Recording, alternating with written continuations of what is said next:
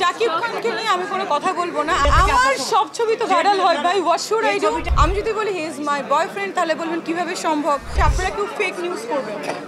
I am proud to be a women.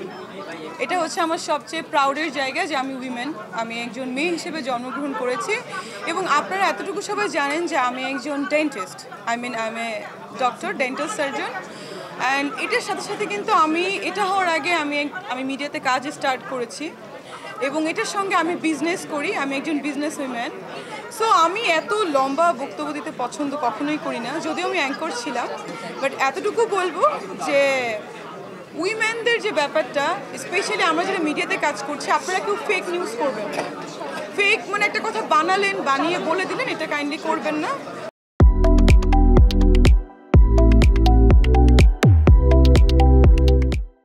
Media ছেড়ে দিচ্ছি জানাবো কেন?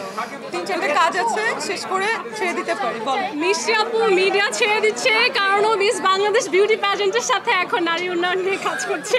শাকিব খানকে নিয়ে আমি কোনো কথা বলবো না। আপনি যদি শাকিব খানকে নিয়ে বা শাকিবকে নিয়ে কোনো কথা থাকে, প্লিজ আস্ক হিম। তাকে ফোন করেন অথবা তাকে প্রেস মিটে আমার কথা জিজ্ঞাসা করেন, you will get you good answer. আমার সব ছবি তো ভাইরাল হয় ভাই, হোয়াট শুড আই ডু? আমি যদি এখন বলি তাহলে বলবেন আমি রিকোয়েস্ট করে ছবি তুলেছি, আপনারাই নিউজ করবেন। আমি যদি এখন বলি আমার গুড ফ্রেন্ড, আপনারা বলবেন he is very senior then you. আমি যদি বলি হি ইজ মাই বয়ফ্রেন্ড তাহলে বলবেন কিভাবে সম্ভব? সো আমি কিছুই বলতে চাই না। He is my co artist, that's all, and he is the mega star and superstar.